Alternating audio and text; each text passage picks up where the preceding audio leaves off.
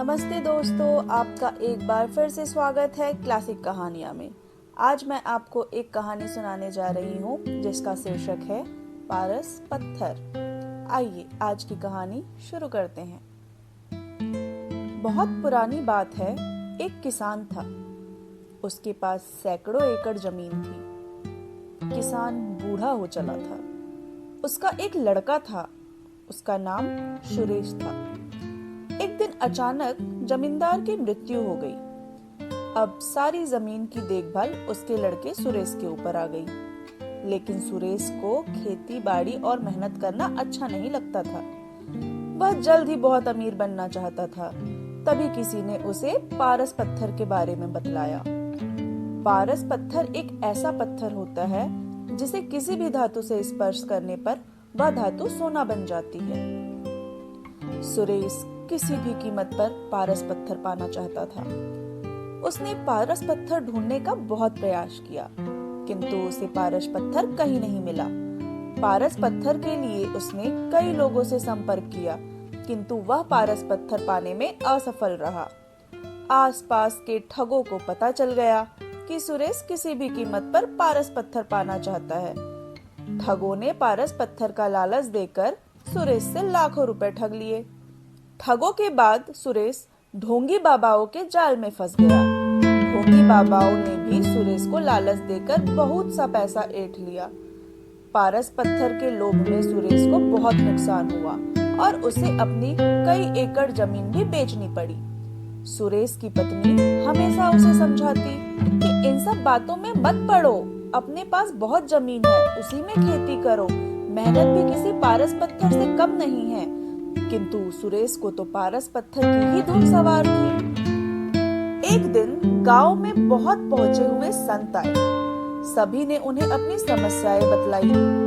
सुरेश भी अपनी पत्नी के साथ उनसे मिलने गया और उन्हें अपनी समस्या बतलाई। संत सुरेश की बातें सुनकर मुस्कुराए और बोले, मैं जैसा हूँ वैसा ही करना तो तुम्हें पारस पत्थर अवश्य मिलेगा। संत की बात सुनकर सुरेश बहुत खुश और संत से बोला, कृपया कर मुझे वह तरीका बतलाए जिससे मुझे पारस पत्थर मिल जाए। संत बोले, तुम्हें केले के पेड़ की पत्तियों के नोक पर जमा सुबह की ओस की बूंदें एक बर्तन में एकत्रित करना है और जब तुम 5 लीटर ओस की बूंदें एकत्र कर लोगे तो मैं उसे अभिमंत्रित कर पारस पत्थर में बदल दूंगा।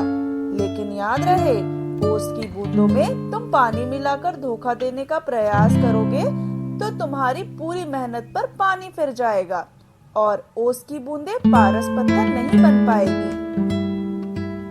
यह काम बहुत कठिन था। सबसे पहले सुरेश ने अपनी कुछ जमीन पर केले के पेड़ लगाए।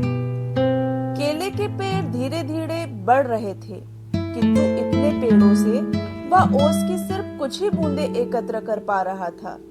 उसे लगा इतने केले के पौधों से 5 लीटर ओस एकत्र करने में तो उसे सालों लग जाएंगे। उसने फिर कुछ केले के पौधे और लगाए। इस तरह करते करते उसने अपनी लगभग पूरी जमीन पर केले के पेड़ लगा दिए। सुरेश अब इन केलों के पौधों को पानी देता और उनकी देखभाल करता था। 2 साल की अथक मेहनत के बाद सुरेश 5 लीटर ओस की बूंदें एकत्र कर पाया और अत्यधिक प्रसन्न होकर साधु महाराज के पास गया और उन्हें 5 लीटर ओस की बूंदों से भरा बर्तन देते हुए बोला, साधु महाराज, आपकी आज्ञा अनुसार मैंने 2 साल की अथक मेहनत के बाद ये 5 लीटर ओस की बूंदें एकत्र कर ली है। कृपया अब इन्हें पारस पत्थर में बदल दीजिए। साधु महाराज बोले, सुरेश, तुम्हारी मेहनत सराहनीय है।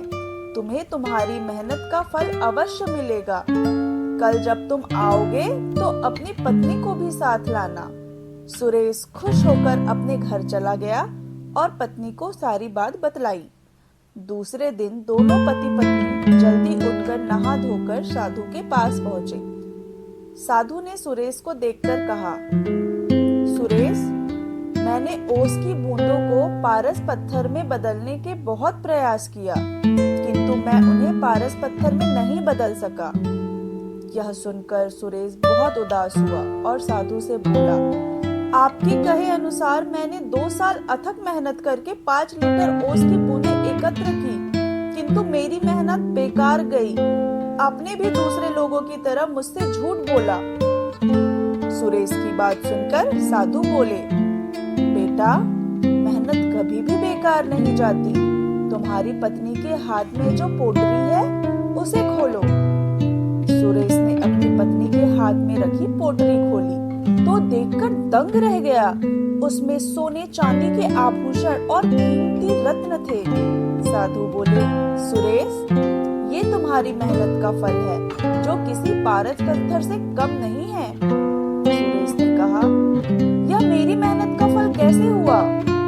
साधु बोले, तुमने 2 साल से मेहनत करके जो केले के पौधे लगाए थे, 2 साल में उनमें फल भी लग रहे हैं, किंतु तुम्हारा पूरा ध्यान पारस पत्थर और ओस की बूंदों पर था और तुमने फलों पर ध्यान ही नहीं दिया। किंतु तुम्हारी पत्नी इन फलों को बाजार भिजवा दिया करती थी और ये सारे आभूषण और रत्न फलों की बिक्री से आए पैसों को बेचकर खरीदे हैं। सुरेश ने मुस्कुराते हुए उसकी पत्नी की तरफ देखा और बोला, तुम सही थी जो हमेशा कहती थी कि मेहनत से बड़ा कोई पारस पत्थर नहीं होता है। सुरेश साधु की तरफ हाथ जोड़कर बोला, आपने मेरी आंखें खोल दी। अब मैं हमेशा मेहनत करूंगा और पैसा कमाने के लिए कोई शॉर्टकट नहीं अपनाऊंगा। सुरेश अब खूब मेहनत करने लगा और अपनी मेहनत से समाज में खोया रुतबा भी फिर से प्राप्त कर लिया। तो दोस्तों, इस कहानी से हमें यह शिक्षा मिलती है कि मेहनत से कुछ भी पाया जा सकता है।